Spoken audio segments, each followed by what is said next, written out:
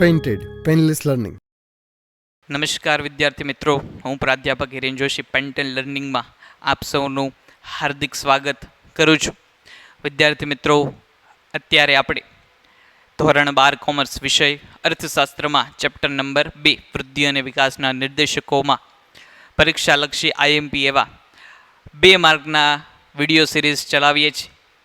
આ 2 માર્કમાં પરીક્ષામાં પૂછાવાની પૂરેપૂરી સંભાવના ધરાવતા 11 પ્રશ્નો આપણે આવરી લીધેલા છે. જે અંતર્ગત અગાઉના લેક્ચરોમાં આપણે 9 પ્રકારના પ્રશ્નો એટલે કે 9 અલગ અલગ પ્રશ્નોની ચર્ચા કરી. આ અંતિમ વિડીયો સિરીઝમાં આપણે 2 માર્ક માટે જરૂરી એવા 10 અને 11મા પ્રશ્નની ચર્ચા કરશું. પછી આપણે 3 માર્કના મહત્વના ચેપ્ટર નંબર 2ના એટલે કે વિભાગ પછીનો સી પછી ડી વિભાગમાં જરૂરી છે એવા પ્રશ્નની આપણે ચર્ચા કરશું.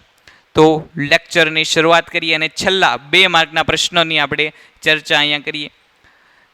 વિડીયોનો પ્રશ્ન નંબર 1 પણ સિરીઝનો પ્રશ્ન નંબર 10, વૃદ્ધિ અને વિકાસમાંથી કોને માપવાનું કામ મુશ્કેલ છે એના વિશે આપણે અહીંયા ચર્ચા કરવાની છે. વૃદ્ધિને આર્થિક વૃદ્ધિ માપવી મુશ્કેલ છે કે આર્થિક વિકાસ માપવું મુશ્કેલ છે અને શું કામ માપવાનું મુશ્કેલ કામ છે એના વિશે આપણે ચર્ચા કરવાની છે. સૌથી પહેલાં આપણે વાત કરીએ તો કે વૃદ્ધિ અને વિકાસમાંથી કોને માપનનું કામ મુશ્કેલ છે, તો કે આર્થિક વિકાસ માપવાનું કામ મુશ્કેલ છે. કોને માપવાનું મુશ્કેલ છે આર્થિક વૃદ્ધિ અને વિકાસમાંથી, તો કે આર્થિક વૃદ્ધિ અને વિકાસમાંથી આર્થિક વિકાસને માપવાનું કામ મુશ્કેલ છે. આ 1 માર્કમાં પ્રશ્ન પૂછાઈ શકે છે.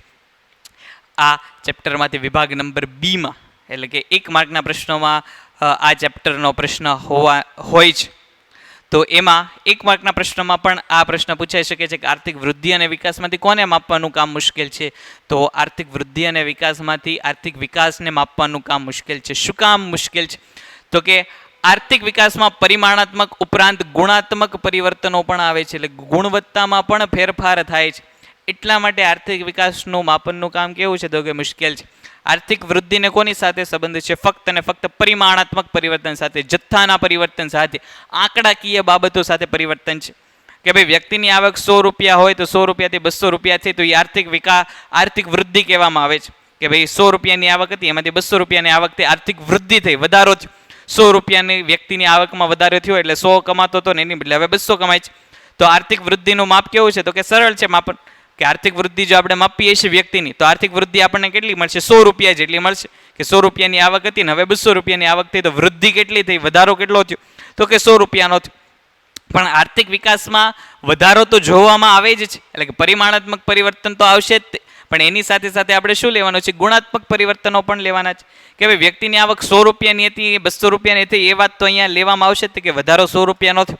પણ આ જે 100 રૂપિયાનો વધારો થયો એના કારણે એના અંગત જીવનમાં શું ફેરફાર આવ્યો, એને આ જે વધારાના 100 રૂપિયા આવ્યા એનું શું કર્યું એ પણ આર્થિક વિકાસમાં જોવામાં આવે છે. એટલે કે ગુણવત્તા સંબંધિત બાબતો પણ અહીંયા જોવામાં આવે છે. કે ભાઈ 100 રૂપિયા જ્યારે વ્યક્તિ કમાતો હતો ત્યારે એનું જીવન ધોરણ કેવું હતું અને 200 રૂપિયા વ્યક્તિ કમાય છે ત્યારે એનું જીવન ધોરણ કેવું છે એ બાબતની અહીંયા ચર્ચા કરવામાં આવશે. કે 100 રૂપિયા કમાતો હતો ત્યારે ભાઈ એ નિમ્ન પ્રકારની વસ્તુઓ વાપરતો હતો, 100 રૂપિયાની બદલે 200 રૂપિયા કમાવા મળ્યો ત્યારે થોડીક સારા પ્રકારની વસ્તુઓ વાપરવા મળ્યો.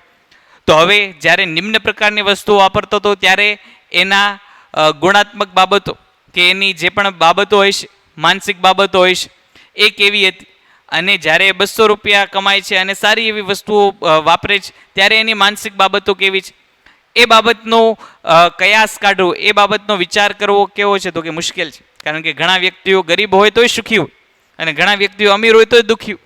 તો બંનેના માનસિક વલણો કેવા છે એ આપણે ચકાસી શકતા નથી. અમુક વ્યક્તિ સંતોષી હોય તો એને ઓછી આવક હોય તો એ ઓછી આવકનો ઉપયોગ કરીને સારામાં સારું જીવન જીવતા હોય, પણ અમુક વ્યક્તિ કંજૂસ હોય તો એને સારામાં સારી આવક હોવા છતાં એ નિમ્ન પ્રકારનું જીવન જીવતા હોય. તો આ જે નિમ્ન પ્રકારનું જીવન જીવે છે અને સારા પ્રકારનું જીવન જીવે છે તો એની નિમ્નતા કેટલા પ્રકારની છે, ઓછું શું કામ જીવન જીવે છે, કે ભાઈ સારું જીવન જીવે છે તો એવા કયા પરિબળો છે કે સારું જીવન જીવે છે, આ બધી જ બાબતો આર્થિક વિકાસ સાંકળી લે છે. એટલે આર્થિક વિકાસનું કામ મુશ્કેલ છે કારણ કે એમાં ગુણવત્તામાં કેટલો ફેરફાર થાય છે એ પણ જોવાનું છે. દાખલા તરીકે ભાઈ કૃષિની વાત કરીએ કે ભાઈ કોઈ ખેડૂત ઘઉંનું ઉત્પાદન કરતો હોય તો વિકાસને કારણે એની ગુણવત્તામાં કંઈક ફેરફાર થાય. તો ભાઈ દેખીતી રીતે તો ઘઉં આપણને સરખા જ દેખાય, 1 કિલો ઘઉં હોય એના બદલે 2 કિલો ઘઉં થાય તો સંખ્યાની દ્રષ્ટિએ આપણને ફેરફાર જોવા મળે કે 1 કિલોનો ઘઉં હોય તો એનું કંઈક વજન અલગ હોય, 2 કિલો ઘઉં હોય તો એનું કંઈક વજન અલગ હોય. પણ એની અંદર કેટલા પ્રમાણમાં પ્રોટીન છે, કેટલા પ્રમાણમાં ચરબી છે, કેટલા પ્રમાણમાં કાર્બન છે એ આપણે જોઈ શકતા નથી. ગુણાત્મક બાબત છે, ગુણવત્તા સંબંધિત બાબત છે કે આમ ઘઉંના 2 ફાટા કરશું ને અંદર આપણને આમ નહીં દેખાય કે 1 કિલો એમાંથી પ્રોટીન નીકળશે, 2 કિલો પ્રોટીન નીકળશે, 4 કિલો પ્રોટીન નીકળશે, કારણ કે એ ગુણવત્તા સંબંધિત બાબત છે. એટલે એ માપવું કેવું છે તો કે મુશ્કેલ છે. એટલા માટે આર્થિક વિકાસનું માપન કેવું છે, મુશ્કેલ છે. છેલ્લો પ્રશ્ન, પરિમાણાત્મક અને ગુણાત્મક પરિવર્તન ક્યાં ક્યાં આવે છે તેના વિશે આપણે માહિતી મેળવવાની છે. તો આર્થિક વૃદ્ધિ અને આર્થિક વિકાસમાં નીચે મુજબના પરિમાણાત્મક અને ગુણાત્મક પરિવર્તનો આવે છે. જે અંતર્ગત પહેલા મુદ્દાની વાત કરીએ તો પરિમાણાત્મક પરિવર્તનની વાત કરીએ તો અર્થતંત્રમાં તાલીમી વસ્તી અને બચત વધતા મૂડી અને શ્રમનું પ્રમાણ વધે છે. સૌથી પહેલા તો કઈ વસ્તી તો કે તાલીમી વસ્તી. તાલીમી એટલે શું તો કે શિક્ષિત પામેલ, કંઈક આગળ વધેલી, કંઈક સ્કિલવાળી વસ્તી, તાલીમ પામેલી વસ્તીનો વધારો થાય અને બચતોનો વધારો થશે. એના કારણે શું થશે તો કે મૂડી અને શ્રમનું પ્રમાણ વધશે. મૂડી અને શ્રમનું પ્રમાણ વધશે. જે વ્યક્તિ તાલીમ પામેલો હોય છે, શિક્ષિત થયેલો હોય છે, જે વ્યક્તિ પાસે કંઈક આવડત હશે તો આવડત મેળવનાર વ્યક્તિ પાસે રોજગારીની તકો પણ કેવી હશે તો કે વધારે હશે. એટલે શ્રમનું પ્રમાણ વધ્યું. હવે એ વ્યક્તિ પોતાની તાલીમને કારણે, પોતાના શિક્ષણને કારણે, પોતાની આવડતને કારણે જ્યારે પોતે રોજગારી મેળવે છે, શ્રમ મેળવે છે તો શ્રમના આધારે એની આવકમાં વધારો થશે. આવક વધશે એટલે એની બચતમાં વધારો થશે. બચતમાં વધારો થશે તો એને પાસે કંઈક અંશે નવી મૂડી વધશે. તો નવી મૂડીમાં કંઈક અંશે વધારો થયો તો મૂડી સર્જનમાં અને શ્રમના વધારામાં પણ કંઈક વધારો થશે. તો જે તાલીમી વસ્તી છે એટલે કે આવડતવાળી વસ્તી છે, સ્કિલવાળી વસ્તી છે તો એમાં કંઈક અંશે ફેરફાર જોવા મળશે. તો જે તાલીમી વસ્તી છે, શિક્ષિત વસ્તી હશે, સ્કિલવાળી વસ્તી હશે, આવડતવાળી વસ્તી હશે તો એમાં કંઈક અંશે આપણને વધુ મૂડી જોવા મળશે, વધુ શ્રમ જોવા મળશે. તો આવી તાલીમી વસ્તીને કારણે બચતમાં વધારો થવાને કારણે શું થશે તો કે પરિણામે લાંબા ગાળા દરમિયાન વાસ્તવિક આવક વધે છે અને ઉત્પાદન વૃદ્ધિ થાય છે. આવા પરિવર્તનો પરિમાણાત્મક પરિવર્તનો કહેવામાં આવે છે. આવા પરિવર્તનને આપણે શું કહીએ છીએ? પરિમાણાત્મક પરિવર્તન કહીએ છીએ. અગાઉ આપણે ઉત્પાદન વૃદ્ધિ વિશે પણ વિગતે ચર્ચા કરી અગાઉના વિડીયો લેક્ચરમાં કે કઈ રીતે ઉત્પાદન વૃદ્ધિ થાય, કે કઈ રીતે ઉત્પાદન વૃદ્ધિ થાય તો ઉત્પાદન વૃદ્ધિ થવાને કારણે કઈ રીતે રોજગારીનું સર્જન થાય છે. રોજગારીનું સર્જન થાય એટલે આવકનું સર્જન થાય, આવકનું સર્જન થાય એટલે ફરી પાછી માંગનું સર્જન થાય, માંગનું સર્જન થાય તો ફરી પાછું ઉત્પાદન જોઈએ. એની આપણે અગાઉના લેક્ચરમાં ચર્ચા કરી. જો તમને વિગતે માહિતી જોતી હોય તો અગાઉનો વિડીયો જોજો આપણો. તો ઉત્પાદનમાં વૃદ્ધિ થવાથી પરિમાણાત્મક પરિવર્તન આવે છે. આ ઉપરાંત શું થશે તો કે વાસ્તવિક આવકમાં ફેરફાર થશે. અગાઉના વિડીયો લેક્ચરમાં આપણે વાસ્તવિક આવક અને નાણાકીય આવકનો તફાવત મેળવ્યો કે દરેક દેશ શું વિચારતો હોય તો કે વાસ્તવિક આવક વધે, કોઈ પણ દેશ પોતાના પ્રજાની વાસ્તવિક આવક વધે એવા પ્રયત્ન કરતો હોય છે. હવે જો આ વાસ્તવિક આવક અને નાણાકીય આવક શું છે એ તમને હજી જો ખ્યાલ ન હોય તો આપણે અગાઉના વિડીયોમાં આપણે વાસ્તવિક આવક અને નાણાકીય આવકની ડિટેલ ચર્ચા કરેલી છે. તમે અગાઉનો વિડીયો જોઈ શકો છો. ગુણાત્મક પરિવર્તનો, ઉદ્યોગોમાં આધુનિક ટેકનોલોજીનો ઉપયોગ થાય ત્યારે અર્થતંત્રમાં સંકર બિયારણ શોધાય. સંકર એટલે કંઈક વૈજ્ઞાનિક ઢબે આવેલા, કંઈક નવા, કંઈક રસાયણવાળા, કંઈક અલગ બાબતવાળા કે જેટલું આપણે ઉત્પાદન હતું આ ઉત્પાદનમાં કંઈક આપણને વધારો કરી આપે એવા કંઈક નવા પ્રકારના સંકર બિયારણો આપણને શોધવામાં આવશે. નવી ખેત પદ્ધતિ અમલમાં મુકાય છે તેથી ખેત ઉત્પાદન વધે છે અને ગુણવત્તામાં સુધારો આવે છે.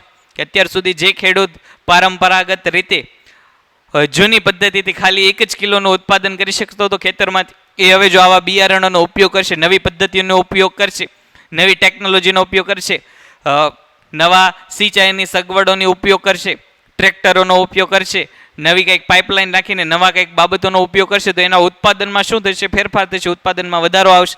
એક વર્ષમાં જે 1 કિલોનું ઉત્પાદન લઈ શકતો તો એ 2 કિલો, 5 કિલો, 10 કિલોનું ઉત્પાદન લઈ શકશે. શું કામ? તો કે હવે એની પાસે સિંચાઈની સગવડ હોય છે, નુકસાન પાકને ન થાય એની માટે એની પાસે અમુક પ્રકારના રસાયણો છે.